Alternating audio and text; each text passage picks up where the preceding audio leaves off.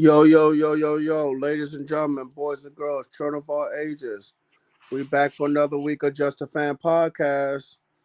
And Happy New Year to everyone out there. 2025. This is our first podcast of 2025. What is up with everybody?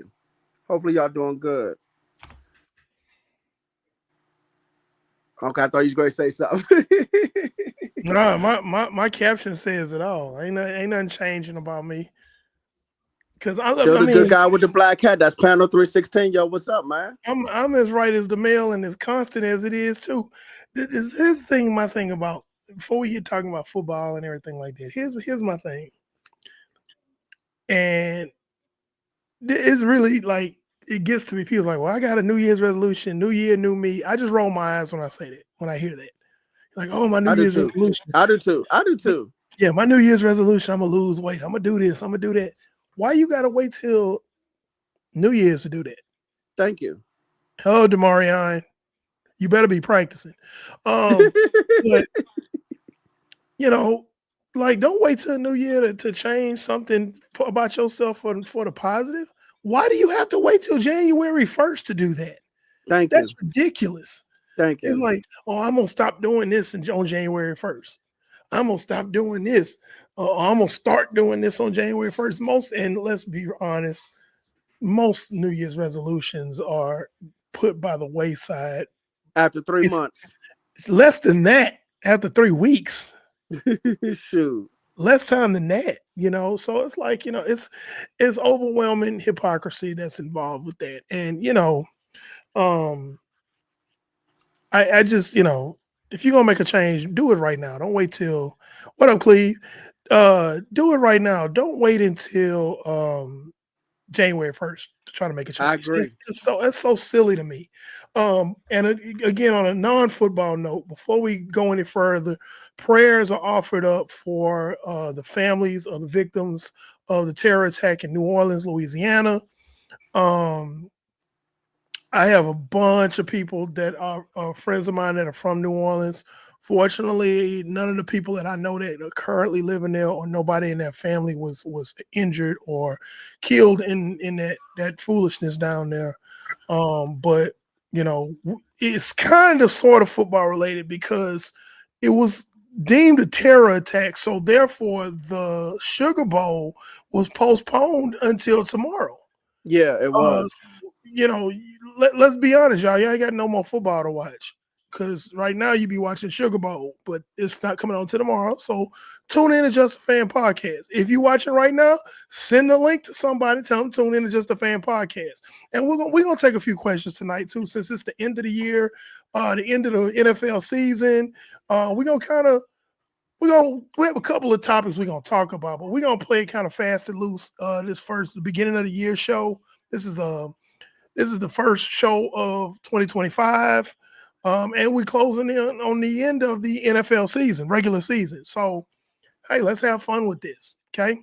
All right, and one more thing, just real quick. I'm the quarter host, the NFL, the NFL, Lord have mercy, the Wildcat quarterback that runs the show, Coach Williams. And as you can see in my caption, a lot of things going on, and a lot of things will be going on after this Sunday with head coaching firings, um, and then a lot of playoffs will be set by the end of Sunday. Draft order will be set by the end of Sunday. A lot of it Uh, is already said, but go ahead. not the draft order. Yeah, a lot of it is already said. No, well, some. I mean, a little bit is, but not all of it. Because even though New England, even though, and let's go and get into that now. We can make that a topic. All right, draft order. Okay. 'Cause let me pull up Tankathon. I'm ahead of you. All right. Well, no, I want to see it too. Because even though New England can lose and they will have the number one overall pick. Suppose they, I mean, I'm not saying they're going to win. Okay, I'm not saying that. Yeah, I don't see that happening. But even let's just say they win, then they wouldn't have the number one overall pick, and that will probably go to Tennessee. Well, yeah, it will go to Tennessee. Yeah. So yeah, New England has the best opportunity to get the number one overall pick.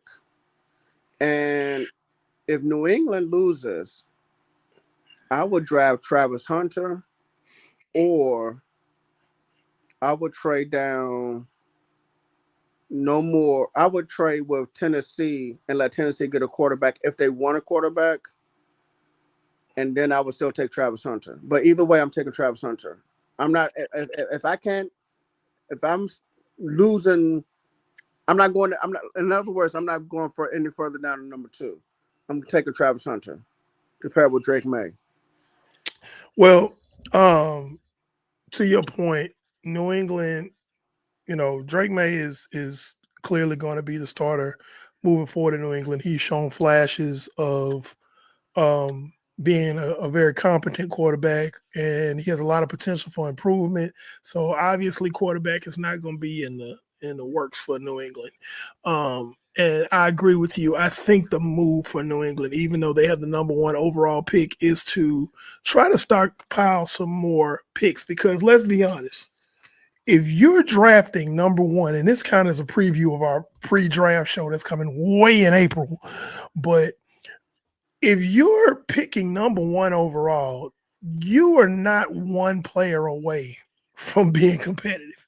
You need players, plural.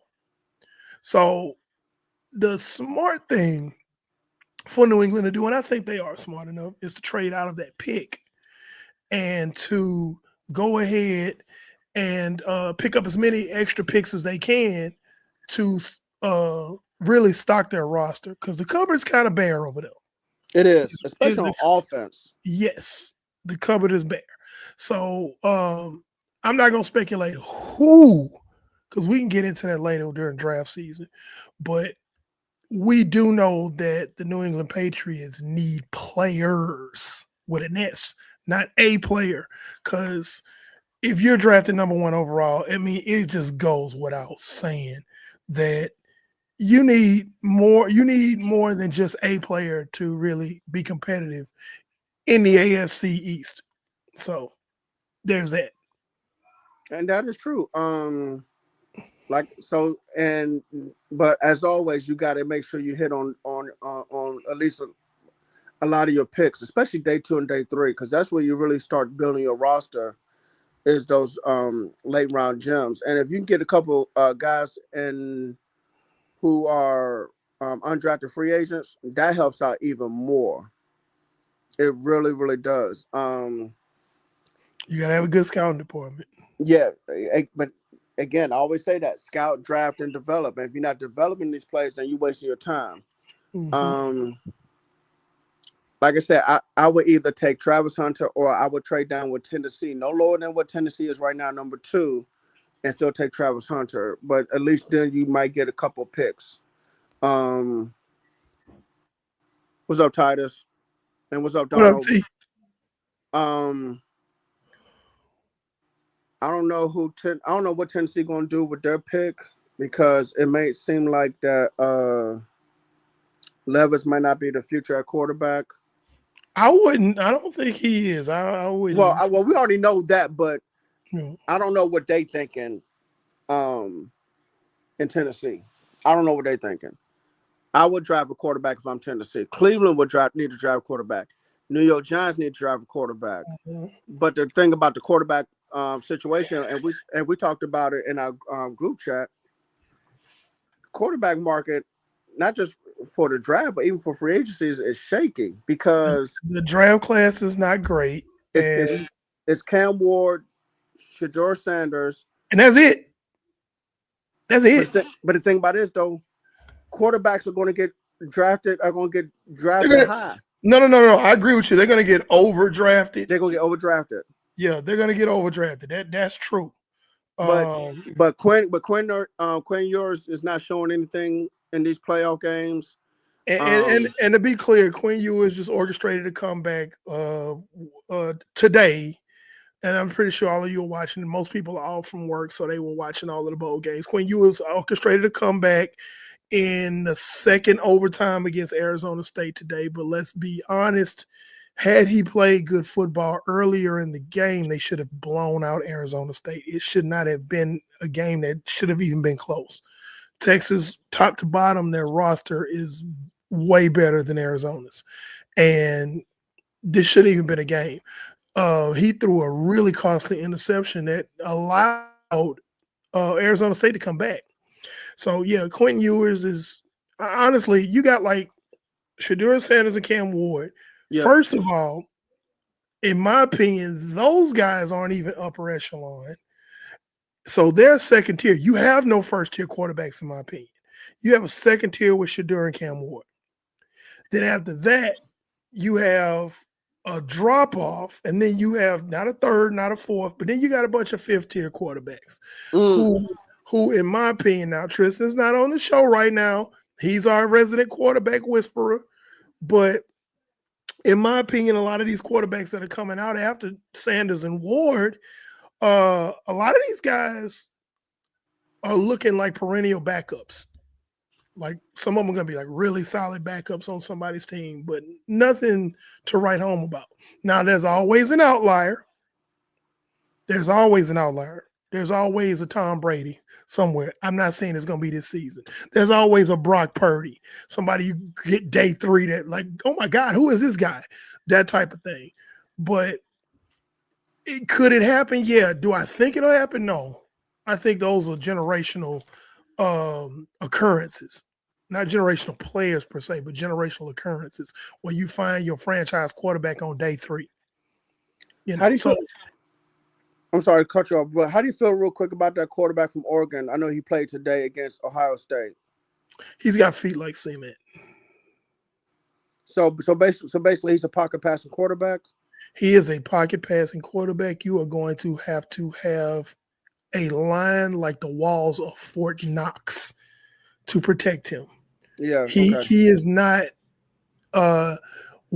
he does not have a lot of quickness, short area quickness, because a lot of people will say, you know, well, the quarterback 40 time is not. It's not the 40 time. It's the 10-yard split. Thank you. For linemen, it's the same category as linemen with quarterbacks. It's your 10-yard split. How quick is your short area quickness? How fast is that? Because you have to be able to get from point A to point B like that. Because you got a rush coming. You got to be able to duck out of the rush or miss this edge rusher or step up real quick before they let that edge rusher go by you. That type of deal. Or be able to get over and slide out and deliver the ball. You know, it's your short area quickness. So he doesn't have that. He does not have that. So could he be productive? Yes. If he has an outstanding offensive line in front of him, yes, he could. But his feet, Ohio State, let me tell you something. He was trying to play reindeer games, and Ohio State's defense hooked him up to the sleigh. And Santa wasn't driving. Well, okay. So it sounds like you're gonna need a good offensive line.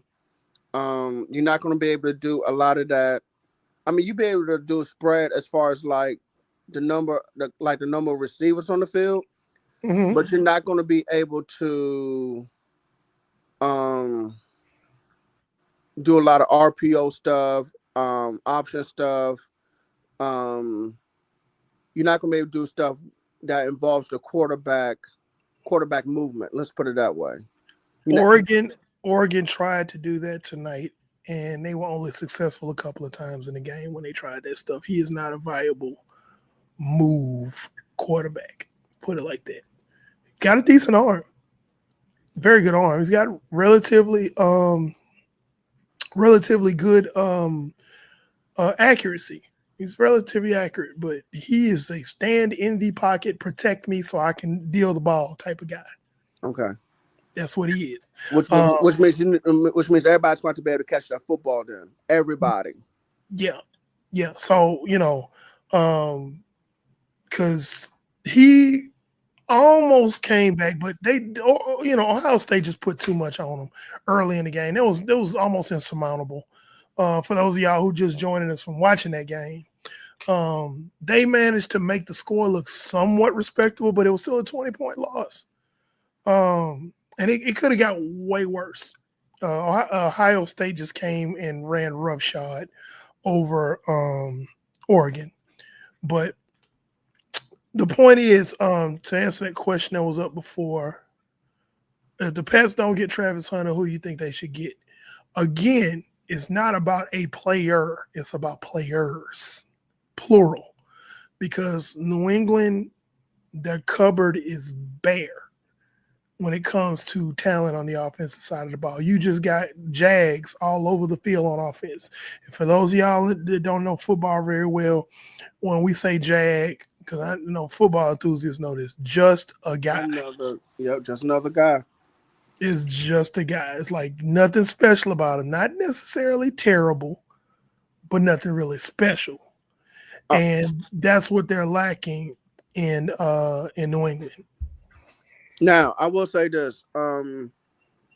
If you're not going to get Travis Hunter, and to me, I think Travis Hunter is the obvious choice, but if you're not going to get Travis Hunter with that number one overall pick, you should either go with Tat McMillan, who's a 6'5" wide receiver that can jump out the gym and catch the ball, or I would take Abdul Carter from Penn State, the edge rusher / linebacker. Those would be the next two guys I would look at. But yeah, it's either Hunter 1, I would go Carter 2, and McMillan 3.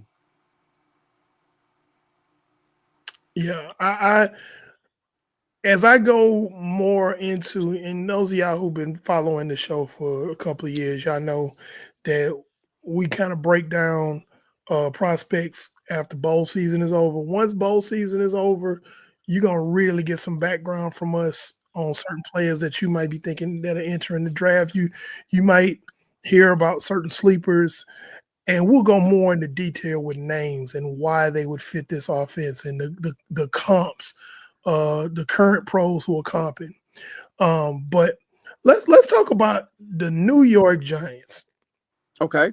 As we talking about the draft, the Giants were in the driver's seat for the number 1 overall pick.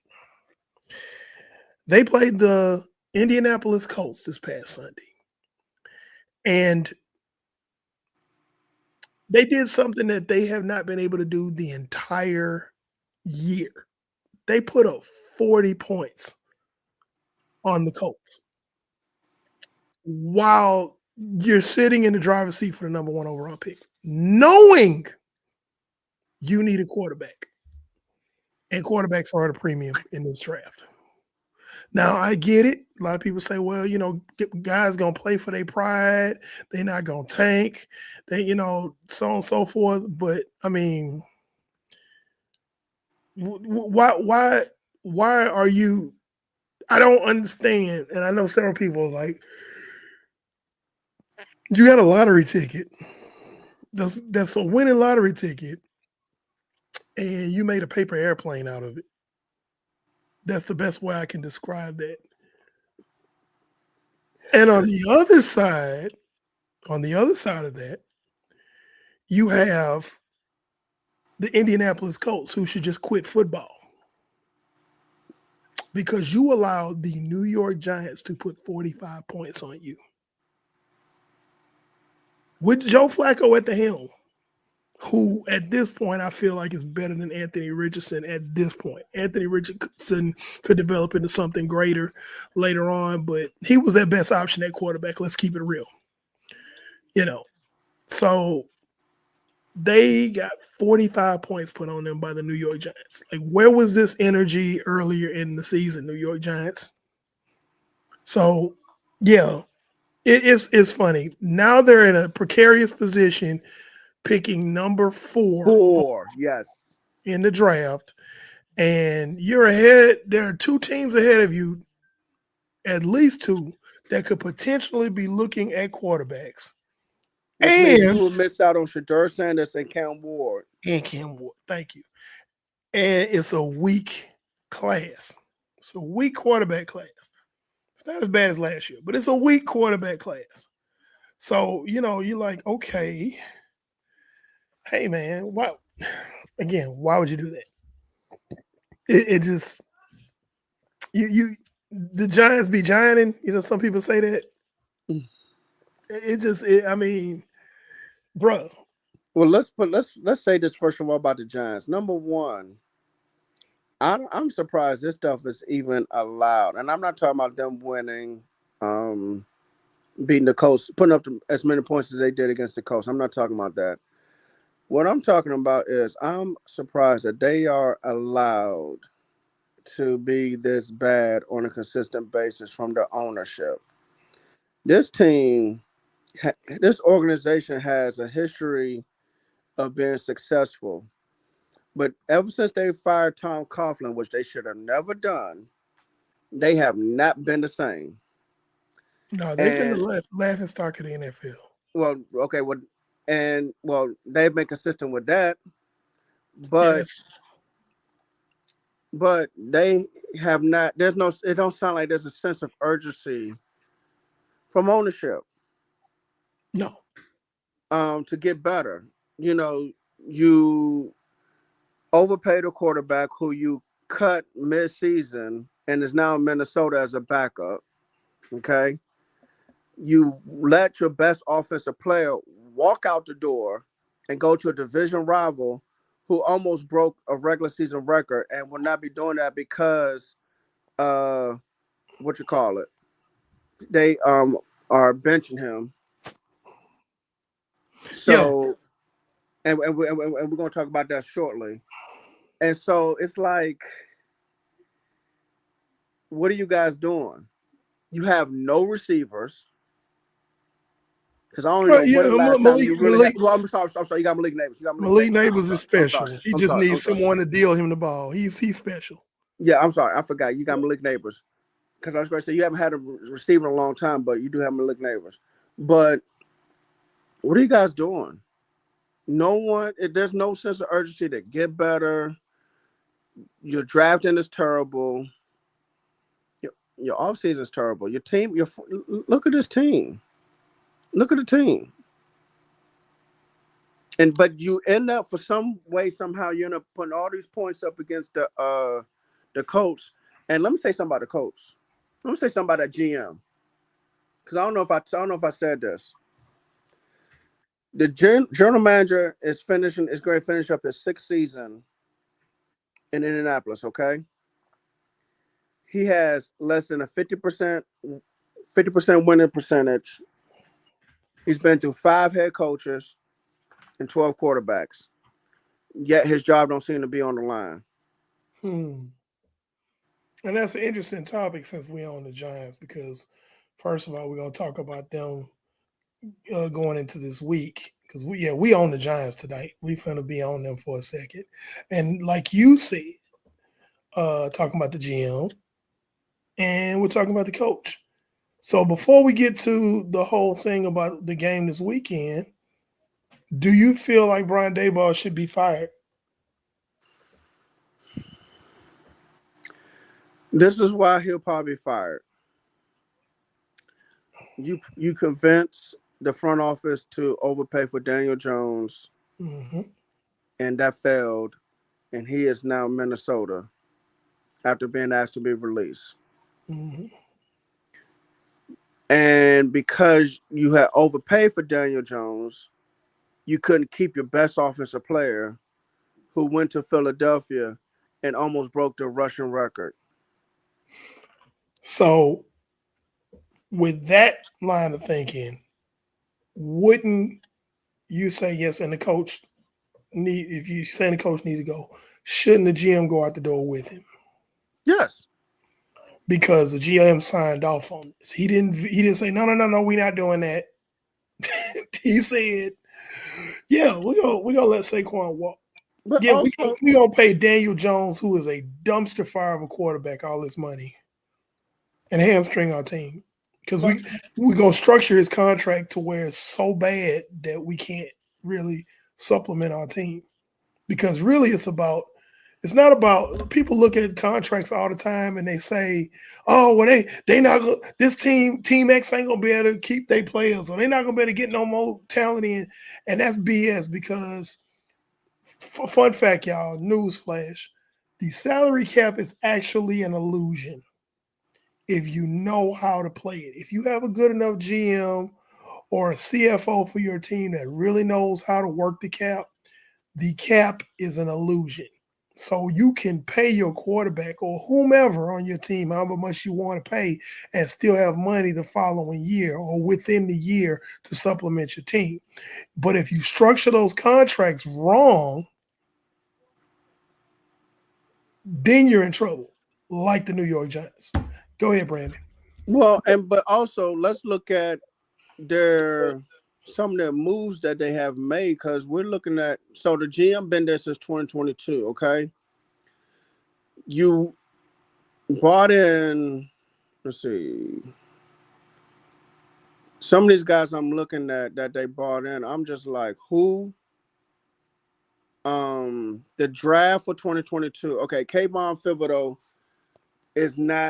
was not worth that 5th overall pick, obviously, because you traded for Brian Burns to be the primary pass rusher. So Kayvon Thibodeau is the second guy. I mean, he starts, but he hasn't done anything. Evan Neal, to me, is a bust. And that whole class of 2022 is terrible. I don't even know who any of these guys are. I remember Wan'Dale Robinson, but whatever. So that's the 2022 draft. 23. Who they get in the draft?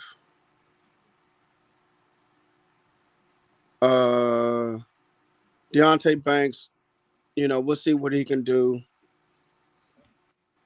Yeah, I'm not feeling any of their draft picks, man. I remember Jalen Hyde, but Jalen Hyde is just another guy. He's a speed guy, but that's it. They've missed on quite a lot. They miss. So yeah. Jim got to go. Yeah. So the GM and the coach, I feel like, and I'm in agreement with you, there needs to be a change.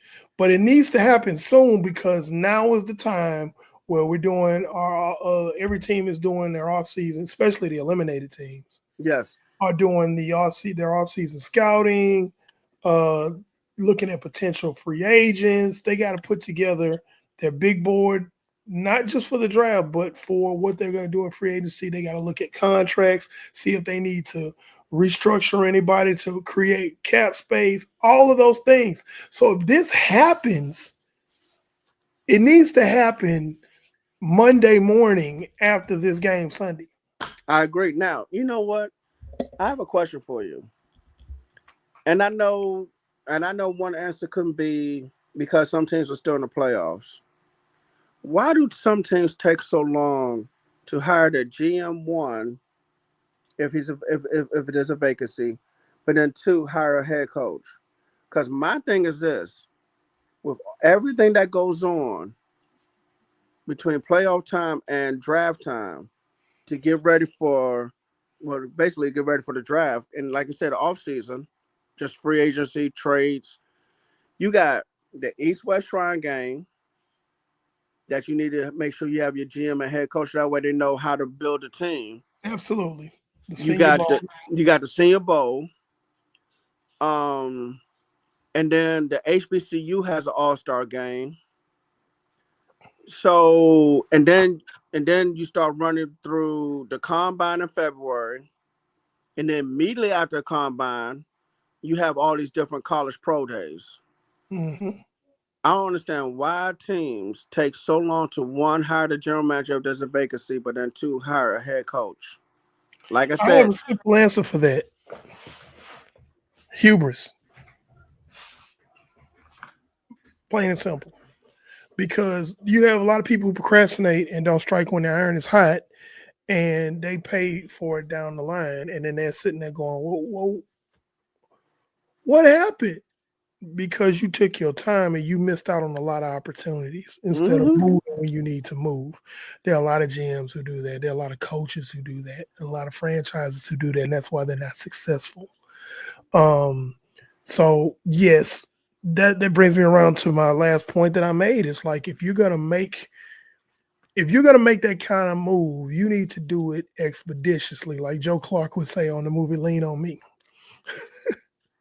So you have to do it expeditiously. You have to move. You need to have guys lined up ready to interview that you're already looking at. Now, I don't know. We're just a fan.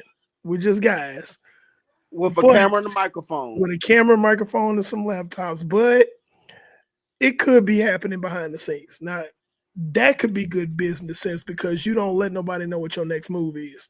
So maybe that's in the works. But getting into that, talking about people who should be fired and those who we think actually will be fired. There's an interesting list that we're looking at of people who may be on the hot seat, people who should be on the hot seat, people who should be gone, and do we really think they're going to be gone? So those of you who are watching at home, on your phones, on your laptops, on your TV, throw some names at us. We gonna have some names here, but you can throw some names at us and we can say yay or nay, or just from our professional opinion, should they go, or do they deserve another year, or yeah, they should be gone, but they're not going to be, that type of deal. So just fire away. We're gonna start, but fire away. So I'm gonna start. Well, I was gonna say, let's go back, look at Tankathon, and let's look at some of those coaches. Oh, absolutely. So who have losing seasons. So first of all, we're gonna throw out the Jets. We're gonna throw out the Bears, and the reason why we are is because their coaches have already been fired mid-season. And throw out the Saints. And throw out the Saints. Excuse me. Because we know that they're already in the coach hunt. They're probably already looking at resumes and everything like that and trying to decide what they're going to do. So we're not going to talk about Chicago, New Orleans, or New York Jets. We're not going to talk about those. But let's start. New England. Jerod Mayo, first-year coach. No. He's safe. Yeah. Because he has a quarterback, but he needs weapons on offense. Right. And I think he needs time. Yeah, he needs time. That's enough. That's a complete and utter rebuild. Yes. Oh, I'm sorry. We're going to throw out Tennessee as well because Mike Vrabel was relieved of duties. So they're looking for a coach already. No. What? Brian Callahan's the head coach. Oh, that's right. I don't know why I said Mike. What made me think of Mike Vrabel? Why did I say that? Oh, my God. What was I thinking? I apologize. Yeah. It's all good. So, yeah. But Tennessee. Brian Callahan, first-year head coach. That's not his quarterback. So you think that he would be like, hey, y'all got to let me get my quarterback and that I pick, and I'm gonna show y'all what's up. Yeah. You believe? Yeah. Okay. Cleveland. And by the way, folks that are watching, go ahead and put your thoughts down in the comment box so we can see what you guys are thinking. But Cleveland. Brandon. But when you put your thoughts down, give us the coach's name and the teams and stuff. Cleveland, Kevin Stefanski, no, because he's won Coach of the Year once or twice since he's been there. He's got that under his belt. He's gonna be able to say, "Well, I need a quarterback." I think that's what he's saying. Because I think Deshaun Watson, Dorian Thompson, what's the kid's name? That's just not getting it. I think Cleveland still has a good defense. Yes. I think they need a quarterback. But they need Herbert get a quarterback because they're wasting that defense. Yeah, because that defense is not going to get any younger. Exactly. So, yeah, I think he's safe. Brian Daboll, we've already talked about, probably should go. And Jacksonville, we're talking about Doug Peterson. I think let me say this. Not only should Doug Peterson go, but your boy Trent Baalke should go. I have no argument about that. Trent Baalke needs to go because he's overpaying players left and right, and he is screwing the market to the wall. And not only is he overpaying players, one of the players he overpaid was rumored to be moved before the trade deadline. Now he never got moved, and Christian Kirk, wide receiver, and we talked about it ad nauseum when he got paid. And it's not his fault. And get your money. But he wasn't worth it. Thank you. Just hold on. I'm sorry. Let me stop for a second. Let me be clear. we are pro player on this podcast. Okay. Yes, for you to get your money. Get your money. We are not gonna sit up here and be like, well, they out here out there and all that money, da da da da da. If he's overpaid, we'll say it. But we're all about these guys getting, like Marshawn Lynch would say, yo, chicken. We want them to get their chicken. So it's not Christian Kirk's fault that he got paid what he got paid. It's not Trevor Lawrence's fault that he got paid what he got paid. But should they have gotten paid that? No. Absolutely not. Okay. So, and because of that, the market is completely jacked up. And we're going to get into talking about contracts for upcoming big name people later on in the show. But yes, to your point, getting back to on topic, Brandon, Trent Baalke should go along with Doug Peterson, because Trent Baalke is going to have that team hamstrung for some years behind. There's going to be so much dead cap. It's going to be so much just exploding contracts that are going to be all over the place that they're not going to be able to get around.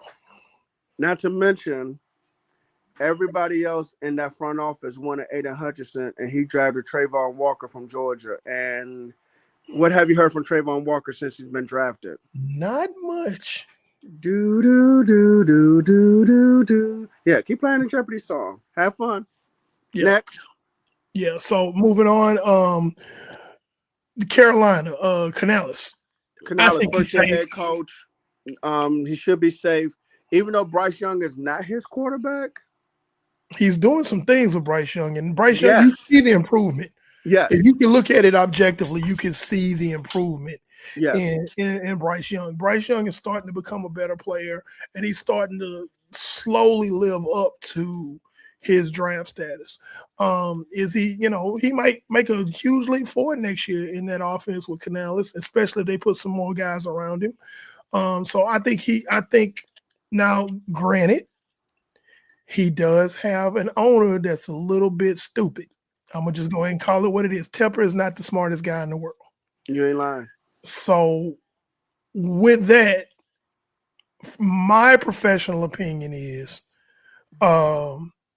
that he should be safe. Any smart GM would say, you know what, let's give him some time.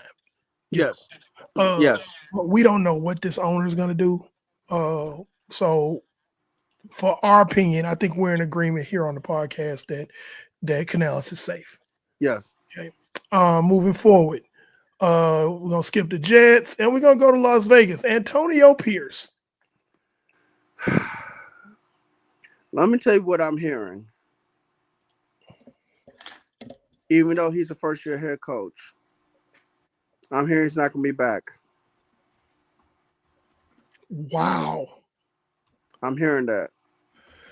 And it's been consistent for the last 2 or 3 weeks. So my thing is this. I could see how you could look at the record and say he shouldn't be back. I could see that, because I'm trying to be as objective as I can about this. However, they had nothing to play for way back in the season. They were out of it. But he's a motivator. He's kind of a Dan Campbell-ish type player. He is. Coach. And he gets the most out of. He is not working with very much there. Aiden O'Connell. Gardner Minshew. Yeah. So, outside of the amazing play by Brock Bowers, who's been playing lights out, reminds me a lot of a young George Kittle or TJ Hawkinson. Really playing well. I mean, just eating. Outside of that, he don't have a whole lot to work with. Nope. And if you're going to blame the season's losses on a coach with a cupboard that's bare,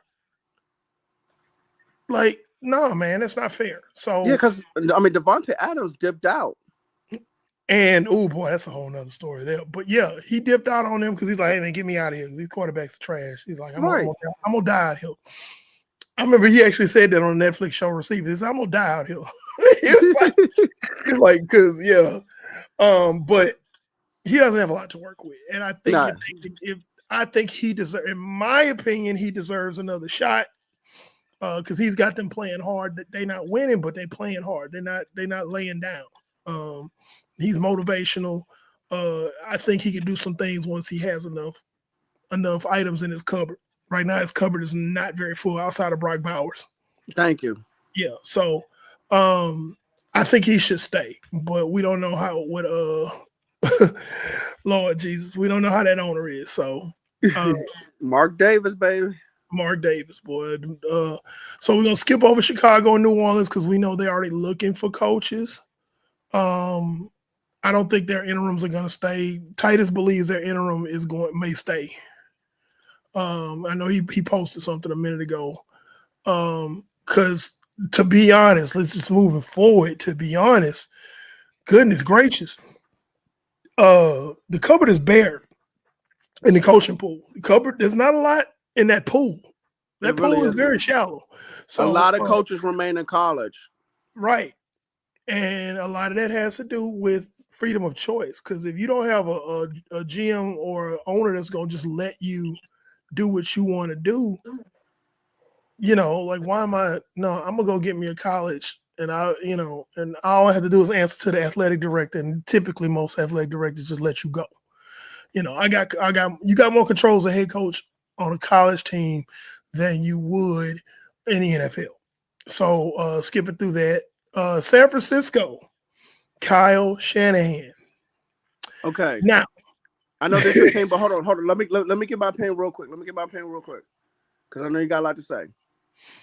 I know you always say coaching purgatory because I don't actually have a lot to say, but go ahead. I know you always say coaching purgatory because, you win so much and you always either get to the NFC Championship game or to the Super Bowl. But he does a lot of crazy things that loses those crucial games. And he did that also in Atlanta as an OC. Also, and I know you're going to bring up Brock Purdy, so I'm going to leave that up to you. But I think now he's safe because they've been saying no. They've already come on. They already say he's safe. Yeah, I still think you keep him around for about another year or two and see how it goes. Now everybody should be healthy next year, so the easy thought should be, you guys will bounce back and be close, be contenders again for at least for the NFC Championship game, if not the Super Bowl. But what's up, Nick? By the way, but you gotta keep him around at least for another year or two. Go ahead, because it's your chance. So the thoughts on Kyle Shanahan, he is aggravating as all get out. The fan base is split right now. We're at each other's throats because you have the wildly emotional, just knee-jerk folks that are like, yeah, hey, get rid of Kyle Shanahan. Blah, blah, blah, blah. And I'm like, yeah, I'm not too happy about some of the things he's done. But on the flip side, what's your alternative? What's your alternative? And a lot of people will go, well, we get Ben Johnson in here. How do you know that you'll get Ben Johnson if you fire Kyle Shanahan? How do you know? Because I'm going to give you an example. Kyle Shanahan fired Steve Wilks after the Super Bowl. Okay, the defensive coordinator for the 49ers, who had the 49ers defense in the top 5 in the league. Okay. He could not find the replacement that he wanted. The replacement that he wanted did not come. Several of his choices did not come. So he was stuck with hiring Nick Sorensen to be the defensive coordinator, a rookie play caller for defense. Never called defense before in his life. Anywhere, on any level. Henceforth, the 49ers defense, even with all them studs, the 49ers defense is at the top of the bottom half of the league. I think they're like 17th or 18th. They went from a top 5 defense to almost at the bottom of the league. And in some categories, they are at the bottom. They're like 29th, 30th, something like that in some categories on defense. So bird in the hand is better than two in the bush. I am not impressed with Kyle Shanahan. There are a lot of 49er fans that are not. Most people are like, now all the talking heads on Fox Sports and ESPN, oh, he's a great coach. Those are the people who look at box scores and highlights. Those are not the people that actually look at the game from beginning to end and study film and look at scenarios and how he just mishandles certain scenarios in certain parts of games. 49ers lost a total, I believe, of 5 games this season in the second half, games they had leads in, because he mismanages the leads in early games. He's been doing that for the longest. So, in conclusion, because I say I didn't have a lot to say about Kyle Shanahan, is he safe? Yes. Are we happy about it? No. Is there an alternative? No, not really. And part of it is his hubris and his arrogance, because he does not take accountability. Like my ex does not take any accountability at all. And everything is somebody else's fault. Hence the firing of Steve Wilks. Everything is somebody else's fault. Brock Purdy gets hurt in the NFC Championship 2 years ago. And instead of him taking accountability for putting a backup tight end to block Hassan Reddick, that was your play call. That was your play call. No. Brock Purdy should have stepped up. But there was pressure coming from the inside from Javon Hargrave and a couple of defensive tackles. So he lacks the ability to take accountability. And that's what frightens me the most about the 49ers moving forward, because he won't take accountability for the things he does wrong. And he'll do the same thing and expect different results. So let's move on. All right, we have some questions, so let's get into these real quick. Okay. Miss Jody Hemingway. Well, first of all, welcome to the show. Yeah, welcome to the show, because I'm not familiar with you. We're not. We don't know who you are, but thank you. Make sure you like and subscribe, tell friends. But thank you. Well, Go ahead, read it off, Brandon. Yeah, so thoughts on the Bears GM Ryan Poles steering clear of Ben Johnson instead of wanting Brian Flores for head coach. Let me get this one. Go ahead. Let me get this one. That's a huge mistake. Huge mistake. I was just going to say that. You have the worst thing in the world is having a defensive-minded head coach. And there's no reflection on Brian Flores. I think he's a phenomenal defensive coach. I think he's great. That Minnesota defense is fantastic. But I'm sorry. Hey, I'm new. Packer fan. Just love football. Oh, well, welcome in. Welcome, and please stay and please keep coming back and let your friends and relatives know about us. Yes, thank you. Appreciate you 100%. But to get to your question, defensive-minded head coaches, they don't mesh well with young quarterbacks. You need somebody who can help develop, because we talk about drafting and developing. That's all we talk about all the time, Brandon. That's our 2 Ds: draft and develop. Scouting, drafting, developing. After the scouting, because he already there, so we didn't scout him. He there. Yep. He there already. He in the locker room. Yeah, I know. I'm just saying. So we on them last 2 letters. We're talking about drafting and developing. So he's been drafted. Now he's development part. Our defensive-minded coach is not going to do it. He had Matt Eberflus, who's a defensive-minded head coach, and that did not pan out well. And he has shown flashes that he can really be a good quarterback. He has amazing potential. Caleb Williams does. I wasn't very high on him going into the draft, but after watching him play some games, I'm like, you know what? There's something there. He just needs good coaching. You watch him and you're like, there's something there.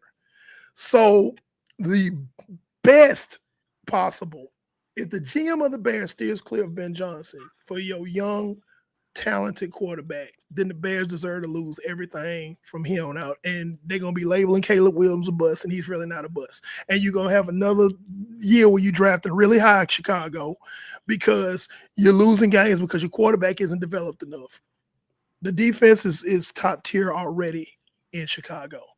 They have a top-tier defense already. You don't need another defensive-minded head coach. You just need somebody who can maintain what that defense is already doing. The problem in Chicago is the offense, namely your young quarterback. That's what needs to be fixed. So you need to draft an offensive-minded coach. Ben Johnson would do wonders because they got pieces. The pieces they not working, they not fitting together. And you need somebody to take them pieces and like a Jenga tower and put it together and make sure that the Jenga tower don't fall. But, I ain't gonna use Jenga. I'm gonna say Lego because Legos stick together. It don't fall apart that easy. So that would be a huge mistake if he goes after Brian Flores instead of Ben Johnson for your young quarterback. Yep. So that's my take. Go ahead, Brandon. Next question. Let's see. Also, she's asking, after seeing how Chip Kelly ran that Ohio State offense today, could he make a head coach return in the NFL or maybe just come back as an OC? I'm loving these questions. First of all, thank you. Don't ever miss our show again. And you always these are very highbrow questions, and I'm enjoying it. I am too. I have facts. Yeah, we have a lot of regulars on our show, and they'll peep in every now and then and say something. Fellas, I'm mad at y'all because she got here. This is her first time on the show, and she's spitting. And y'all just be sitting back watching. Y'all come in and say, "What's up?" We appreciate y'all, but thank you so much, Joe. But into the question, Brandon, I got the last one, so you start with that one. I'll go behind you. Let me say this. What I like about Chip Kelly, at least I like about the offense, is to me, when he first got to Philadelphia and he had the players to run the offense, it was the second best offense in the league. Now, when he did not have the players, it was the 12th best offense in the league. Okay. Now, Chip Kelly is not an NFL head coach because he cannot deal with NFL players. Okay. Things went sour in Philadelphia, and it didn't work out in San Francisco for that 1 or 2 years that he was there. Okay. Now, OC, I'm not sure, but if you're going to make him an OC, I think you need to have the right head coach there to make sure everything is fine. Okay. Just because of what happened in Philadelphia and what happened in San Francisco. Now, having said that, me personally, not necessarily Chip Kelly, but I wouldn't mind seeing his offense back in the NFL. I would not mind seeing his offense back in the NFL. And the reason why is because, like I said, when you have the dogs, when you have the horses, it was the second best offense in the league. Mm-hmm. And they won the division that year. And if you have like a program flipper as a head coach running his offense, yeah, that can be a nightmare. All right. So I agree with almost everything you said. There's not a whole lot that you said that I can even, I'm not even going to push back. I'm just going to add to what you said. I'm not going to, because everything you said, I agree with. He needs what up, Troy? He needs to be an OC underneath a coach that's going to put him in his place. Thank you. It's the best way to put it because he can call some really good stuff. You need a coach that's going to say, wait, you want to call this? Man, if you don't get out of my face, no, we're not running that. Not in this point of the game. No, sir. Call that at another time. Give me something else. We need a coach that can do that on the headset. While he's up in the booth, the coach on the headset, you want to run what? Hold on. No, that don't fit. No. So yeah, like Titus is saying, same thing. I think we all in agreement here. And we got plenty of answers too. But you need a coach that he needs to be under a head coach that's going to tell him no. Exactly. That's going to be strong enough to tell him no. Mm-hmm. Or say, okay, basically he needs a buffer because he can't have unchecked power. He cannot have unchecked power. Chip Kelly should never have unchecked power in any level of football. I'm talking about from the NFL down to Pop Warner. He should never have unchecked power as a coach. But as a play caller, yeah, sure. Let's keep going. Okay, so now give me a second. Okay. Let's do Dallas head coach, Arizona head coach. She has one more question, then we're gonna get into your we're gonna get into our top 5. Or did guys even see your top 5? Steve did, but Tristan is MIA. Uh, Okay. All right. so so we're talking about Indianapolis. Shane Steichen. Thoughts on Shane Steichen? Well, we just talked about the general manager. I just said he needs to go, but so usually the general manager goes, the head coaches go. So I guess I say yes. So you want the general manager of the Colts gone, and you want Steichen gone? Yeah, because I mean, I really don't want Steichen gone because I think this was the second year. And he's got a young quarterback. He has a young quarterback, but the general manager needs to go. And so because the general manager needs to go, usually the general manager and the head coach go. So it's not that I want Steichen gone, but it's usually that's how it Sometimes works. they're tethered. Yeah. Yeah. So Like prime example, John Lynch and Kyle Shanahan. That's another issue. I don't want to go back to that, but real quick, a lot of 49er fans don't understand. So we get rid of Shanahan, you lose Lynch. And although sometimes he does make bad decisions, John Lynch does, he's done more good than he's done bad. He's made some great decisions in free agency. He's made some great decisions in the draft. The majority of San Francisco's big name stars are day 2 and 3 picks. You build a championship level team off 2 and 3, day 2 and day 3 picks, so you got to keep a guy like that around. Yes, he's infuriating sometimes, but you don't want to lose John Lynch. Moving on. hold on real quick. Titus is saying Arizona coach. Let me just say something about that. What's his name? Vance Joseph is in his second year as well. He jumped way over. But he has no team. Yeah. He has no team. Kyler Murray's not at quarterback. Kyler Murray is probably more of a backup quarterback at this point. Probably should have gone play baseball. Yeah. Bye. So it's not his fault. They kept Kyler Murray, and they need to find a way to get rid of Kyler Murray. That's not his quarterback. So here's a big one, because this is a topic of a lot of discord amongst the panel on this show, because it's just the 2 of us tonight, but there's 4 of us, and the Dallas Cowboys and Mike McCarthy, because they talked about this a lot on TV, ESPN, and Fox Sports. Mike McCarthy and the Dallas Cowboys.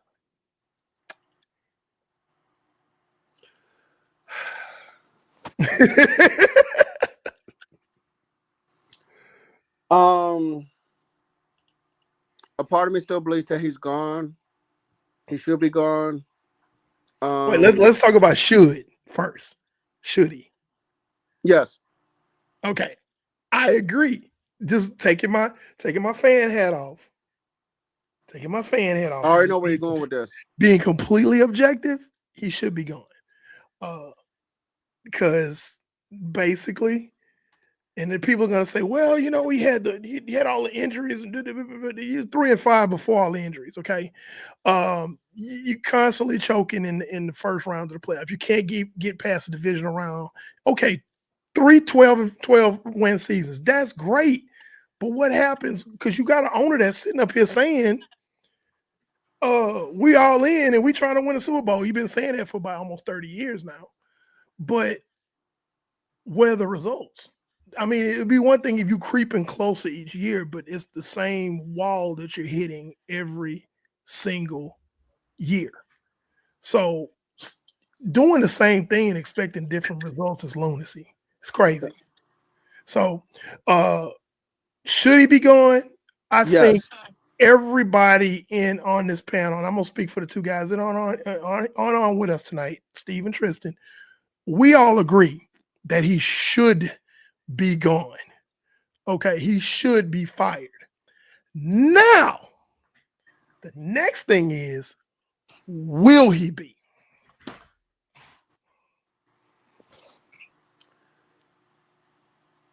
I say yes. Now, here's the thing. You keep using the wrong word, fired, because really on Monday his contract is up. His contract's up, right? So, 2 things. 1 or 2 things going to happen.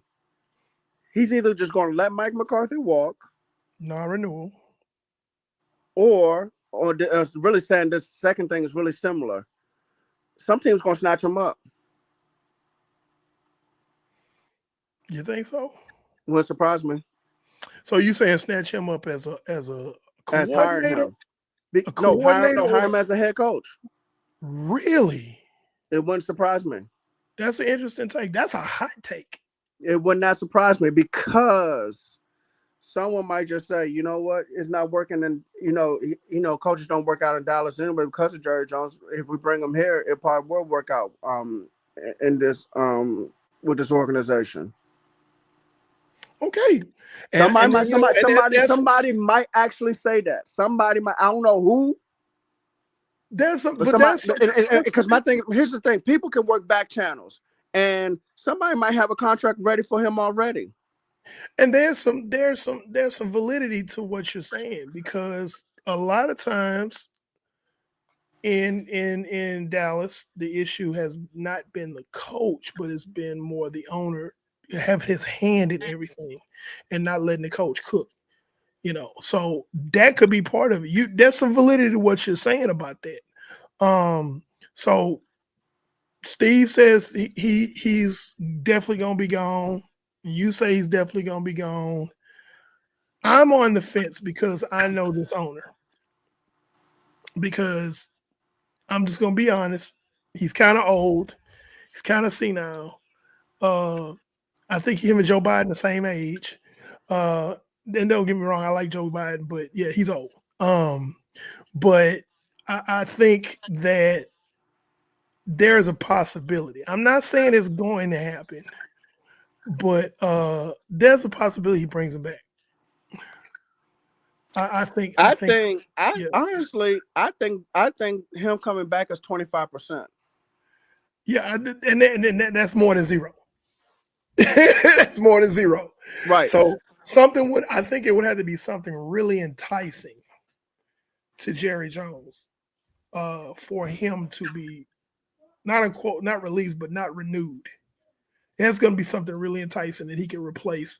Because again, we're up here talking about what are the alternatives? Because a lot of people make knee-jerk things about their team, but the issue is always, what is the alternative? What is the realistic? That's the main thing. Realistic and improbable alternative. So it's going to be something really enticing for Jerry Jones to move off of Mike McCarthy, in my opinion, because all the talk around is, he's got them playing so hard even after they've been eliminated and they got all of these injuries, and they would probably do better if they didn't have all these injuries. And people who are really in the know are like, no, it'll be the same thing. So, the realistic Cowboy fans, I call them my 5%ers. That's Brandon, Steve, and a few other people that I know are like, nah, man, we didn't do enough in the offseason to improve this team. And, y'all said it yourselves. Y'all were like, Dallas is not going to be good this year because we didn't do enough in the offseason.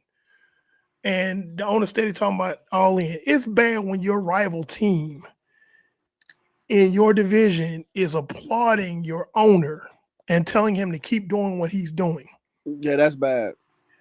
Because that's basically saying, we know that you're going to continue in this crusade of ineptitude, and that's going to put us on top as long as you keep doing what you're doing. And that's embarrassing for real. That's embarrassing. It's not like, oh man, I wish Jerry Jones would go away because, man, he keep putting together these teams that's whooping us. No. So more than likely the Cowboys will go after Vrabel or Robert Saleh type of guys, plays like them and play for them with them, but don't really get involved with the GM owner, I think. Yeah, Vrabel could be I'm going to be honest, I wouldn't be afraid if Vrabel was the coach of the Cowboys.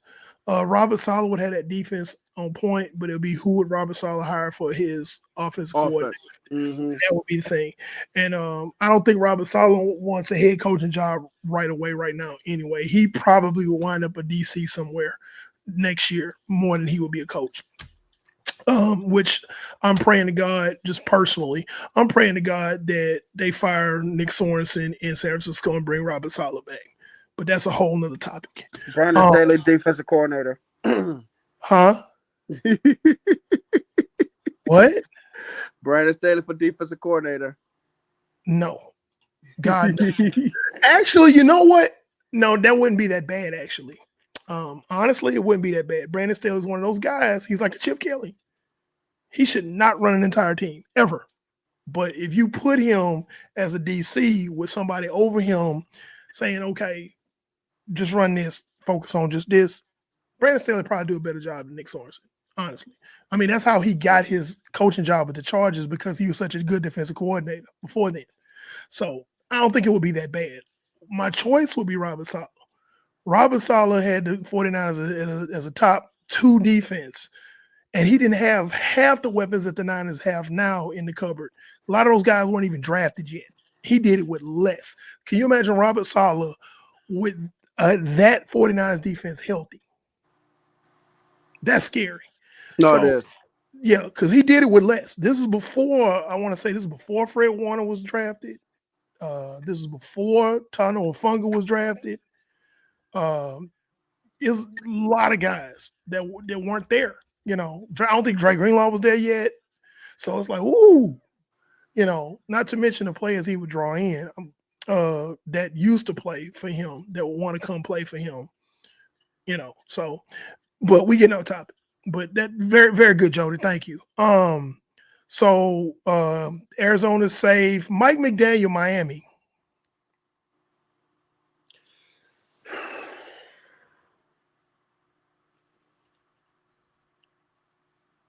He probably has one more year. I think so. I think he's on the hot seat going into next season. I think so too. I think that's because they're going to give him a little bit of grace because of the injuries to Tua. They're going to give him a little bit of grace. However, I think he's got to put it all together this next season. 8-8's not bad. Okay. If they win next week, they'll be 9-8. It's a winning record. I think he's won his last 2 games, by the way. I think that's going to buy him an extra year. Yeah. If he wins this next week and the Tua injuries, it's going to buy him an extra year. But I think, hey, man, you better do something quick. I think that's what it is. Cincinnati, Atlanta, Seattle, I don't think that those coaches are going anywhere. Well, Seattle's coach is brand new. Yeah, because Mike McDonald just finished his first year. So did Raheem Morris.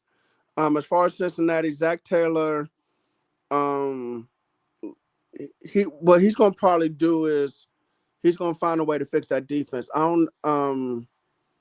This is the worst the defense has been. Yeah.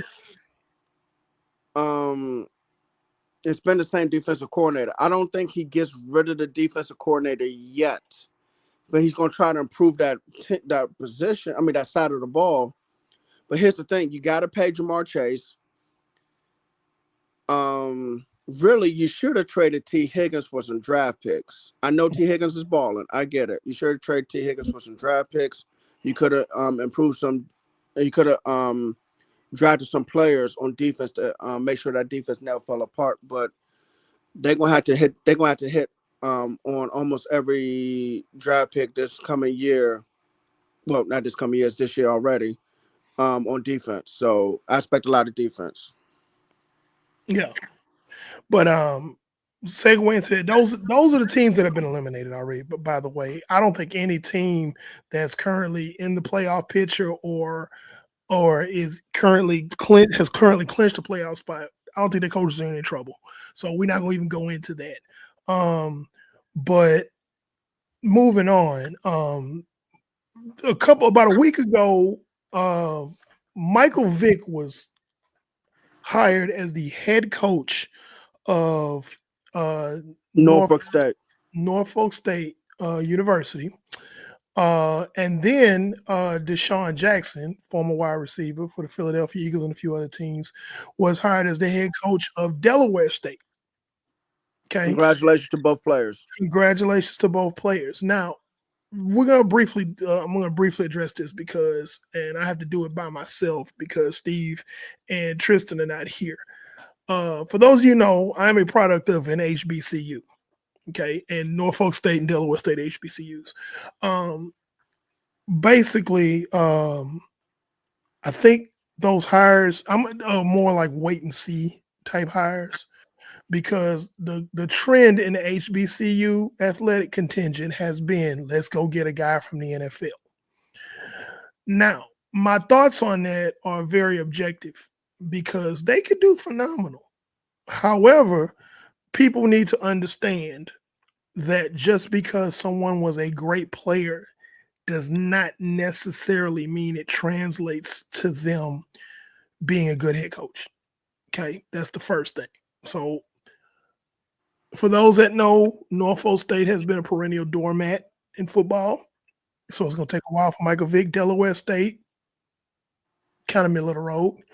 But I want people to understand that, and this trend started with Deion Sanders going to Jackson State University.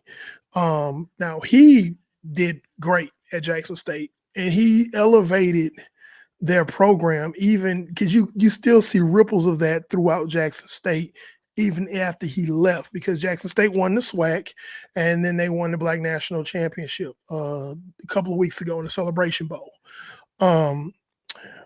So that culture was still left behind. Now, just because Deion Sanders was able to do this at Jackson State does not necessarily mean that it's going to translate to every NFL player who goes to HBCUs to coach. Eddie George is having a fantastic time at Tennessee State. They're winning. That's another good example. Yes. However, again, I want to be clear. As much as we love Michael Vick, the player, as much as we love the electricity of Deshaun Jackson, the player, that does not necessarily translate to success. And I need people to understand that. Second thing, these guys are not HBCU bred. And if you attended an HBCU, you know exactly what I'm talking about. Should they have a measure of success, you have to cover your tail, Norfolk, Delaware State, because if they have a measure of success, they could use this as a stepping stone to go somewhere else. Within 2 or 3 years, they could be gone and you looking for a new coach. They need to experience going up the ladder. Congrats on them getting jobs. However, those goes against put some skin in the game. Yes, absolutely. Titus is with me on what I'm saying. So they're not invested in these schools. They may view these schools. Now, granted, Michael Vick is from that area where he's going. Deshaun Jackson's California. He's going to Delaware. He has very little skin in the game on this. That doesn't mean Deshaun Jackson could stay there till he's 60 years old. I'm not saying he won't. But it could happen. And if he has a measure of success, and let's say a Division I school comes calling, I could see him bouncing. Deion Sanders did it. He's at Colorado. More power to them. They're having a lot of success. They didn't win their first bowl game, but they got there. That's a lot of people don't understand. They were trash. And then they got to a bowl game. That's a win. Even though they did not win the bowl game, that's a win to get there. Their program is relevant now. But I just want to say, as a product of an HBCU, we have to be a little bit more careful. And that's to say, I'm not saying they're not going to pan out. And I wish them the best. I hope they do really great, and I hope they stay. But those are my concerns about that. So with that, that's all I have to say about those jobs. And we can move on to our top 5. Top 5. Here we go. So I'll go first this week because I was last week. So I'm going to start with my number 5 team. Tristan has not sent me his top 5. Let me check my text. Wait. Nope, he sent nothing. He's in the Bermuda Triangle somewhere flying with Amelia Earhart. I don't know where he is. What? I don't know where Tristan is. And yeah, Tristan, I'm calling you out on the L. I don't know. But We do have Steve's, and then of course we have Brandon. So we'll go with our the three of us. My number 5 team is the Detroit Lions, and here's why. Because you're like, well, the Detroit Lions, they won their game. Why did you drop them? Because last week you had the Detroit Lions at number 1. I'm dropping them to 5, and here's why. The Detroit Lions played a injury-riddled San Francisco 49ers team. And when I say injury-riddled, I'm talking about 2 of the linemen that played in front of Brock Purdy that night. They had just gotten off the street a few days before that game. Okay? The Niners were down to their 4th string running back. No Christian McCaffrey, no Jordan Mason, no Elijah Mitchell. He's not played all season. Isaac Guerrero was the 4th string running back. Okay? No Brandon Ayuk. Number 1 receiver, not there. Okay. Defense riddled with injuries. No Javon Hargrave, no Dre Greenlaw. We're not going to talk about the San Francisco's defense because it sucks. But what I had a problem with is the fact that you're playing a team that put you out of the playoffs last year, kept you from going to the Super Bowl. And one of the things that I had I was really high on Detroit about was the fact that when they see bad teams, they crush bad teams. Like, they're saying if you see a B, slap a B. That's what they should have done to the 49ers. They won that game by 6 points. And if it had not been for the ineptitude of Jake Moody, the kicker for the 49ers, who left 7 points out there with 2 missed field goals and an extra point, the Niners would have upset them with they bench and some guys off the street. So I can't let that go. How bad their defense played. Now I understand there's injuries. I do. I get that. But a team as bad as San Fran is at this particular point, they should have crushed. And they only won by 6. And he was jumping up and down all about belt to ass and all this. I said, no, you didn't put belt to ass. Like, you fought a man in a wheelchair and you got a black eye. And you 6'3". Yeah, you flipped over his wheelchair. You won the fight, but you got a tooth missing and a black eye. No, sir. You cannot be the best team. And you can't be at the top of my top 5.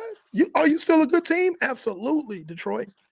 But you're not him no more. You're not them no more. Because you should have beaten the 49ers by at least 20 points. Honestly. So Outer Lions is my number 5.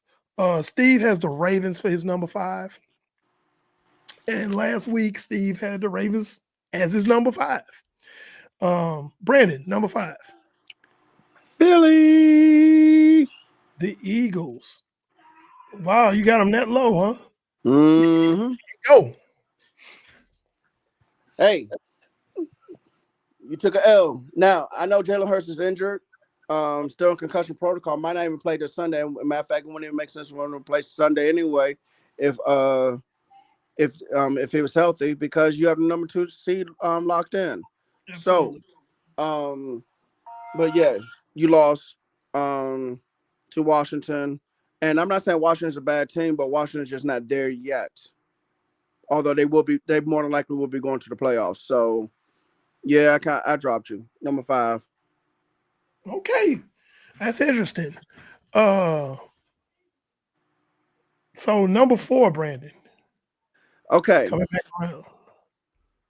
I technically don't have a number 4. How you not going to have it? Because I have a tied in 3rd place. No, you got to make one of them 4. By the way, your number 5 last week was the Vikings. Who's your number 4? You're going to make me pick, aren't you?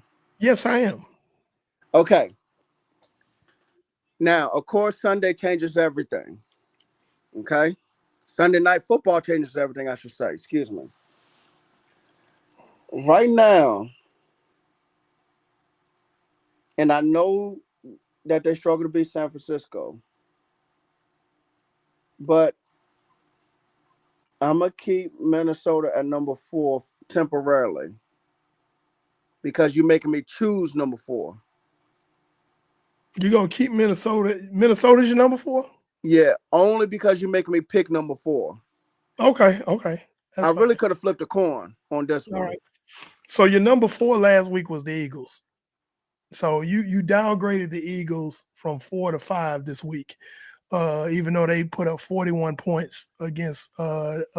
They did what they're supposed to do against a bad team. Basically, they put up 41 points with the second and third string quarterback. So that was your number 4 last week, was the Eagles. Wait a minute. Wait a minute. Hold on. Tell me. Who did they beat? Say again. For the Philadelphia dude, I forgot. Philadelphia put up 41 points against the Dallas Cowboys last week. Oh, that's right. Hold on. With the second and third string quarterback. That's right. You know what? My bad. You know, I'm still thinking about what they did against Washington. I forgot. I dropped that whole game. I forgot all about that. So you basically, just to let you know, you flip-flop because you had last week you had the Vikings at 5 and the Eagles at 4. This week you have the Eagles at 5 and the Vikings at 4. Yo. So, shoot. Yeah, I keep it like that. Yeah, let me keep it like that. Yeah. So you want the Eagles at 5 and the Vikings at 4. Yep. Mm-hmm. Okay. All right. That's fair. Steve has the Lions at number 4. Now, last week, Steve had the Lions at number 2. So I'm assuming Steve dropped the Lions down because of the same reasons I did.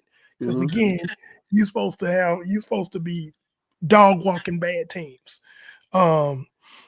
My number 4 is the Kansas City Chiefs. Okay. Last week I had the Steelers as my number 4. I had the Steelers as my number 4, but of course they did not win, so they kind of got bumped off by the Chiefs. I'm still not convinced that the Chiefs are all that, and I feel like they could get upset by the Broncos, especially since Pat Mahomes isn't playing. But we'll see. They still don't look like a Super Bowl winning team right now. They don't look like the best team in the AFC right now. Now, could they turn it on once the playoffs start? Absolutely. I'm not saying that. But right now, as of right now, post week 17, no, sir. They're number 4. I had them lower than that before. My number 3 team is the Buffalo Bills. They holding steady at number 3. I had them at number 3 last week. You know, they pretty much did what they supposed to do. They saw a bad team and they curb stomped the bad team. So I'm leaving them right there because that's what good teams do. You curb stomp bad teams, and they starting to get a reputation of doing that. They win against good teams and they curb stomp the bad teams. So I have the Bills at number 3. Steve has the Eagles at number 3. Okay. Last week, Steve had the Bills at number 3. Okay. So he kind of moved them down a little bit, moved the Bills down. Number 3, Brandon. Number 3. I'm sorry. I said that wrong. Steve has the Eagles at number 3. Yeah, you said that. Okay. Yeah. So yeah, I'm sorry. He moved the Eagles up. Go ahead. Detroit.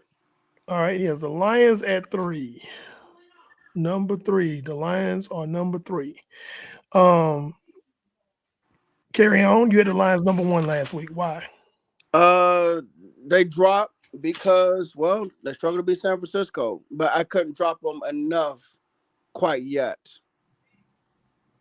Okay. I still feel like they deserve to be on the top 5. I just don't, I don't respect the fact that you struggle to beat a bad team. Just like today, talking about college football, like Texas should have dog walked Arizona State. There's no way that game should have gone into 2 overtimes. Top to bottom, Texas has a better roster. People arguing me about, well, they did this and they did that in the regular season. Top to bottom, Texas has a better roster. And they should have dog walked Arizona State. Arizona State ain't really played nobody good. So the fact that they had to struggle to beat that, I was very disappointed in the University of Texas. And they got to get it together before they play Ohio State because they monsters. But I digress. Same reason. You're supposed to beat bad teams. Exactly. You're supposed to be bad team. You're supposed to beat bad teams bad. Don't play down to your competition. Beat bad teams bad. Mm-hmm. So yeah. So yeah. Steve has so you what's your number 2? Let me just address this question real quick. We semi quasi do college football, not a whole lot. We're more of an NFL podcast.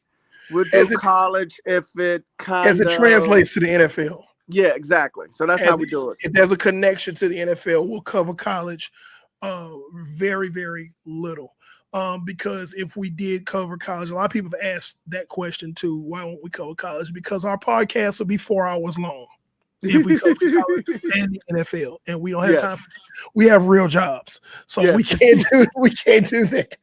Okay, until this thing we don't get paid for this. Yeah, until this thing blows up and we can start monetizing it and doing this nothing else, and we can quit our jobs. Yeah, now we may. If this is our job, if Just a Fan podcast becomes our actual primary jobs, then yes, we'll probably expand to college football because we'll have time. No, we only cover college things as it translates to the NFL, how it connects to the NFL. Okay, so Brandon, number 2, your number 2 team after week 17. Kansas City, the Dallas Texans. The Dallas Texans are number 2. Okay. Kansas City Chiefs are number 2. Yep, the Dallas Texans are number 2 because, well, I mean, yeah, you got the better record, but my number 1 team already beat you early this year, so hey. Okay. So Steve has the Kansas City Chiefs as well. And that's Chiefs with a T. He has the Kansas City Chiefs as well at number 2. And I have the Baltimore Ravens as my number 2 team. They keep chugging along. That could change really drastically. I know, right? But that could change really drastically once the playoffs kick in. So we're back on me with my number 1 team right now is the Philadelphia Eagles. I can't stand Nick Sirianni. Don't really care for Eagles. Don't really care for Eagles fans. But right now they're playing the best brand of football that can be played. That could change next week, but they're resting a lot of their guys. We'll see how it pans out in the postseason. But as of right now, they're my number 1 team in the league after week 17. Steve has the Bills as his number 1 team. And I can't argue with that because the argument could be made for the Bills playing the best possible football right now. I just like how the Eagles are. What the thing about the Eagles is that they're deep. The depth of the Eagles is what's the most frightening thing is because, you have Jalen Hurts out, but here comes Kenny Pickett, who everybody wrote off, and he didn't write back. Because I still wrote Geno Smith off. He's still trash to me. But they wrote Kenny Pickett off. He didn't write back. He played outstanding until he got a little bumped up. And then in comes this kid McKee, who I don't even know who he is or where he's from. And he goes out and throws 2 touchdowns. He's from McKee University. Oh, I don't know. But and to be clear about it, he completed 2 touchdowns on starters for the Cowboys, DaRon Bland and who else got beat? But those were against starters. He did that. One is against starters. The other one was Andrew Booth, who's not a starter. Andrew Booth. I'm sorry. Andrew Booth is like number 6 or 7 on the depth chart. Okay, that's fair.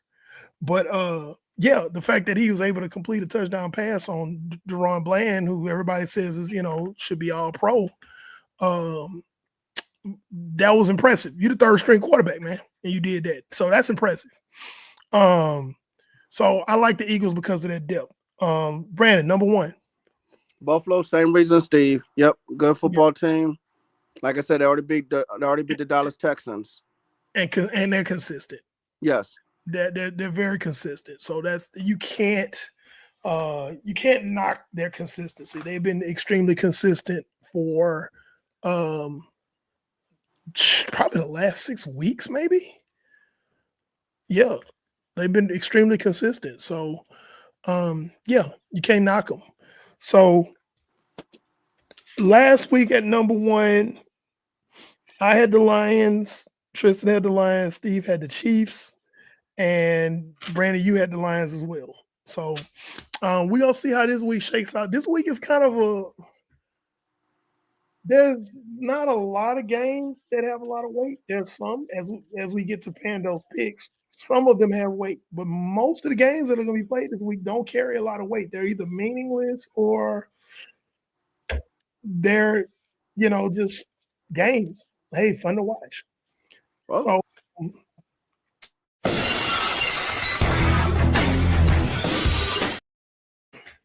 all right. So the Texas Rattlesnakes picks for week 18. But first and foremost, I was 11-5 on my picks last week, and I nailed my Stone Cold Lock of the week, which was San Francisco losing to the Lions. Although I figured the Lions would beat San Francisco by 20 or 30 points, and they didn't. But yeah. The one that really shook everything up was me picking the Colts to beat the Giants, and the Giants put 45 on the Colts, which Colts, you should really, really start to look inward at yourselves and question your reality. Fire your GM. That was bad. Make me your GM. That was bad. Okay, so let's get to it. First game is the Browns at the Ravens. I actually think this could probably be my Stone Cold Lock of the week, the very first game. That's definitely it's a Stone Cold Lock. The Ravens are gonna beat the Browns. If they just let Derrick Henry be Derrick Henry and allow Lamar Jackson to be Lamar Jackson, it's gonna be a runaway. I just don't see the Browns putting up enough of a fight, even though Jerry Jeudy's playing really well. He has no quarterback. And not to mention, those two guys you just mentioned, Lamar Jackson, Derrick Henry, are going to want to score as many points as possible. John Harbaugh's going to want to score as many points as possible so he can pull them off the field. Yep. So, fantasy owners, if you're in that championship week this week, I would definitely play Derrick Henry. And if you have him, Lamar Jackson. One of my leagues is already over. I finished third, and I'm very upset about that because certain guys on my team that were surefire killers, they got hurt. This is an injury-riddled season. It's messing my stuff up. Okay, moving on. Bengals at Steelers. Joe Burrow is playing ridiculous football right now. Even though they won't probably make the playoffs, I believe they're still alive. And they got to win against the Steelers. They got more to play for, but the Steelers are at home, and I feel like the Steelers are trying to, get some momentum going into the playoffs. So I like the Steelers to win a really close one because the Steelers are more balanced than the Bengals. The Bengals are all offense, hardly any defense, and the Steelers are more balanced. Moving on. Panthers at Falcons. Yeah, give me the Falcons on this one. This is it's a whole lot of who gives a damn bowls this week. But I gotta pick them. So I like the Falcons winning it. Okay. Moving on. Texans at Titans. The Texans need a tune-up game before they go into the playoffs. I think it's gonna be all hands on deck. This is almost a scrimmage for them. And I feel like this is a division rival. They've already tied up the division, but I feel like they're gonna take out their frustrations. CJ Stroud is probably gonna play a lot better because there's been a lot of talk about his sophomore slump this particular year. But I like the Texans to beat the Titans. Giants at Eagles. That's real funny. Giants at Eagles. Saquon Barkley is sitting down. Jalen Hurts is out there resting a lot of their starters. That's a whole nother story. Oh my God. I'm sorry. If I am Saquon Barkley, I'm going to take a time out to say this. I'm playing against a team that let me walk, that didn't value me. I have an opportunity to break a rushing record. on the back of the team that devalued me. And they devalued me so much that they let me walk away to a division rival. Come on now. I know he's not playing, but if it was me, because I'm petty and I'm vindictive, I would go and put that 102 yards that Saquon needs to break the record on their tail in the first half and then go sit down and drink some Gatorade. That's what I would do. But he's not playing. So that's what we have to deal with. I still like the Eagles to win this. I said all that to say I still like the Eagles to win. I think that 45 points that the Giants put up was a fluke. The backup quarterbacks for the Eagles are playing really well. Yeah. You still have Jahan Dotson as a receiver out there, even if they decide to sit Smith and Brown. So yeah, I like the Eagles in this one. Jags and Colts is another who gives a damn ball. Okay, both coaches are on up. Jags and who? The Jags and the Colts. Oh, hold on. Wait a minute. We got to do this correctly now. Trash.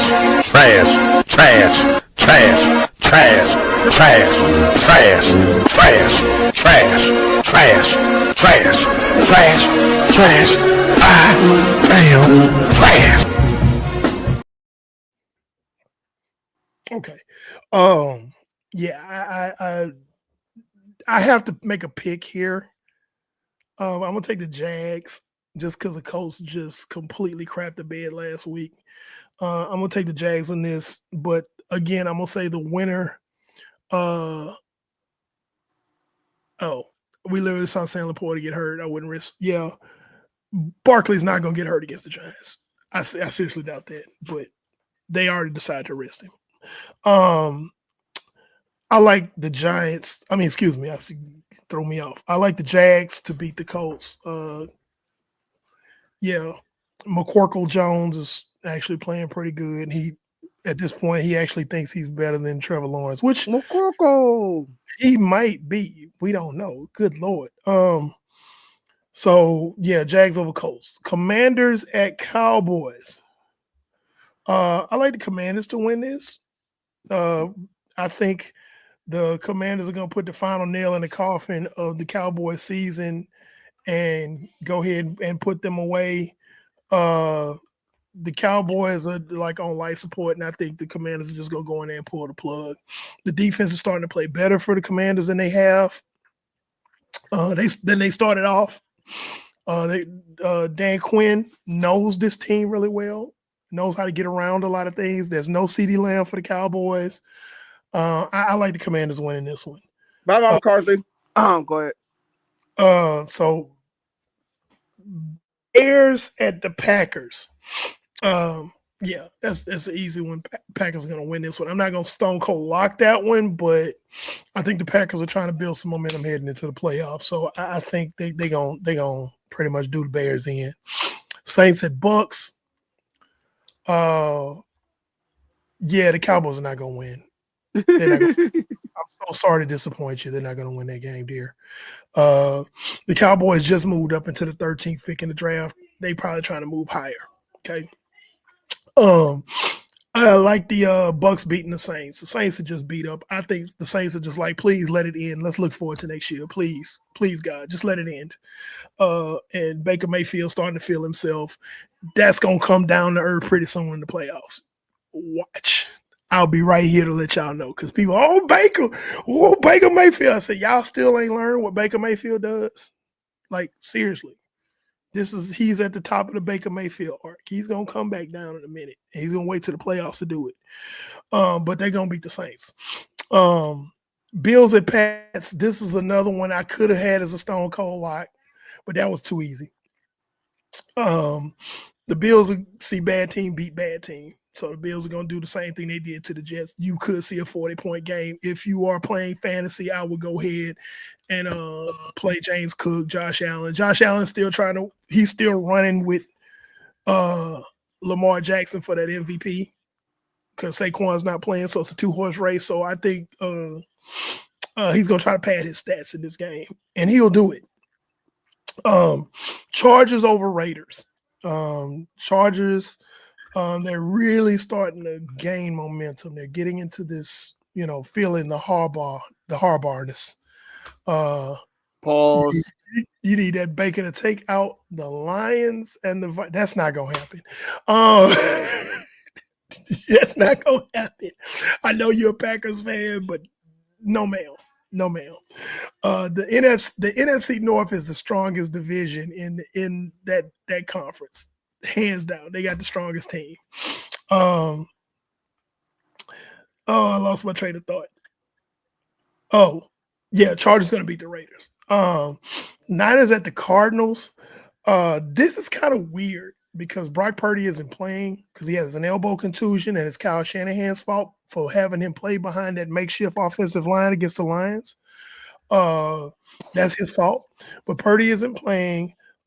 Josh Dobbs will get the start against his old team. I kind of like the Niners to maybe pull this one out because James Conner is not playing for the Cardinals. And the Niners can't stop the run, but they have other running backs. This is a pick 'em game. It could go either way. But you know what? Conventional wisdom tells me that the Niners are going to find a way to screw this up. Kyle Shanahan will find a way to screw this up in the fourth quarter. They'll probably get out to a big lead and screw it up in the fourth quarter. So give me the Cardinals over the Niners. Chiefs over Broncos. Carson Wentz is starting for the Chiefs. The Broncos could pull this out because of how good their defense is. The Broncos have more to play for because I think they're still alive, if I'm not mistaken. Yeah, what? You picking the Chiefs over the Broncos despite them sitting down a lot of the starters? Yeah, because they you know what starter they're still playing? I'm not sure off the top of my head, but I would go with Denver, man. But do you know what starters are still playing for the Chiefs? No. The refs.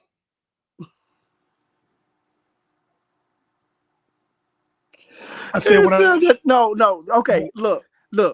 I hear you, but the Chiefs got a no more seat locked up. There's nothing else there's nothing else for them to do. Denver. I will die on this hill. I like Denver, but I feel like some kind of black magic Taylor Swift voodoo is going to cause the Chiefs to win. But Papa I do like. I would not be shocked at all if. I want to be clear on that. They might let the Broncos have this one.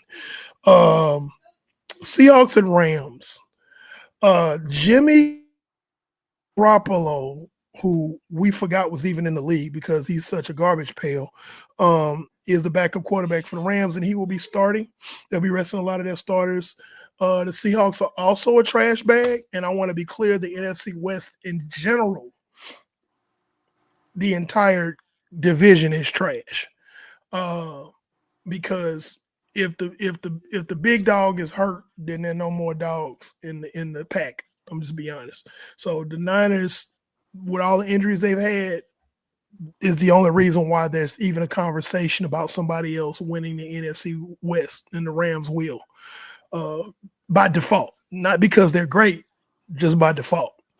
So yeah, I think Jimmy G, porn star Jimmy, is going to pull this game out against the Seahawks, and we'll have a bunch of people who are ignorant about football saying that the 49ers should have kept Jimmy Garoppolo because he's better than Brock Purdy, blah, blah, blah, blah, blah, and then I'm going to have to cut somebody out for being stupid. But because I will, because you're stupid, basically. So Jimmy Garoppolo and Sam Bradford should be the 49ers quarterback. Sam Darnold should be the 49ers quarterbacks with Trent Baalke as the general manager. Gotcha. Yes. That if you let some people tell it, yes. But I like the Rams to win this game. The Fins are at the Jets. The Fins need this game to really help Mike McDaniel stay alive, keep his job. Because I feel like if they lose to the Jets, they could be like, nah, man, you lost to the Jets. You got to go. Mm-hmm. So I think the fans are going to win this game. Okay, game of the week. This is the pick'em game. Here we go. Vikings at. Let me tell you something. the NFC North is fun to watch again. It has not been fun to watch for a long time, but the NFC North is they the big dogs, and they're fun to watch. And this is going to be a slobber knocker, like they used to say in wrestling. However, if the 49ers can put up 30-some points on the Lions with half their team hurt, the Vikings are going to run roughshod on over the Lions. I can see it. Now, the Lions do have one thing going for them. They're at home, and they're very good at home. But I think the Vikings could probably win this game and win the division, because this is the NFC North Championship. Actually, because whoever Not wins just that, game, but number 1 seed and first round bye. yes, so this is a big game. This is, if you don't watch nothing else this weekend, game to watch. And actually, I think that's going to be the Monday night game. So I like the Vikings over the Lions. So this is one of the few times I've picked against the Lions, but I was so let down and disappointed by the Lions, their performance against the Niners. I was let down by that. And I think the Vikings can beat them. That defense that the Vikings have, it's unstoppable almost. And then you have Sam Darnold dealing to TJ Hawkinson, Jordan Addison, and Justin Jefferson. Aaron Jones is in the backfield. Cam Akers is the backup running back. Cam Akers is a starter on some other teams. So that being said, I just, if the Niners can go out there and give the Lions hell, I really feel like the Vikings can just go in there and just run roughshod over them. And that's mainly because of the Lions. It's not fair, but it really has to do with the Lions' injuries. They have a lot of injuries, and I don't think they're going to be able to overcome a powerhouse like Minnesota. So, to recap, Ravens at Browns, Stone Cold Lock. Steelers over Bengals, Falcons over Panthers, Texans over Titans, Eagles over Giants, Jags over Colts, Commanders over Cowboys, Packers over Bears, Bucks over Saints, Bills over Pats, Chargers over Raiders, Cardinals over Niners, Chiefs over Broncos, but this is a pick'em. Rams over Seahawks, Fins over Jets, Vikings over Lions. All right. Again, Happy New Year to everyone. And by the way, did y'all know that yesterday was the anniversary of the Fog Bowl game between the Eagles and the Bears? Now you do. Anyway, this would close out our show for tonight. We are live every Wednesday, usually at 9:15. Kind of start a little bit late today. Sometimes that happens. So just bear with us, please. Thank you so very much. And thank you to our new guest, Ms. Jody Hemingway. If you love our show, please come back. Also, like the show. There's a thumbs up button. Hit the like button on that. There's a little bell where you can subscribe to us. That's a notification bell, let you know when we go live. Yeah, notification bell let you know when we go live. And then hit the thing that says all, so that way you know when we are actually going live. And please share it with your friends, family, relatives, the drunk man down the street, the guy who. Never mind, let me stop. If they have a mobile device, share it with them. Tell them to subscribe. Yeah, that too. So anyway, also, so yes, we are live on YouTube. As you know, we're live on Facebook. We're live on Twitch. You can follow us on Facebook. You can follow us on Twitter. We don't say nothing on Twitter, but you can still follow us there. Which is bad. Anyway, you can follow us on IG. You can follow us on TikTok. We need to do a TikTok video. You can also listen to us on Apple and Spotify podcasts. We don't do call-ins yet. Not yet. Not yet. Also, we still. You may have an opportunity to be a guest though in the off season. We do. Yeah, you might have a chance to be. Actually, you know what? Oh, hey, let me let you know something. So he just said that we got the thing that we go through like 8 different divisions. If you keep this up, you might be a guest on our show the way you're going. But we'll get into that much later. Anything else I need to say? We almost at 2 hours. Oh, I know. Oh, yeah. My bad. I know what I want to say. Hey, we had 329 subscribers. We've been saying if y'all get us to 500 subscribers, we'll start a Patreon. Okay? That way you can see us behind the scenes. Yeah. They don't want to see that. They don't want to. Okay? They don't want to see that. So this year, in 2025, get us up to 500 subscribers so we can do a Patreon, okay? Make that a 2025 goal. Please and thank you. Good night. Peace.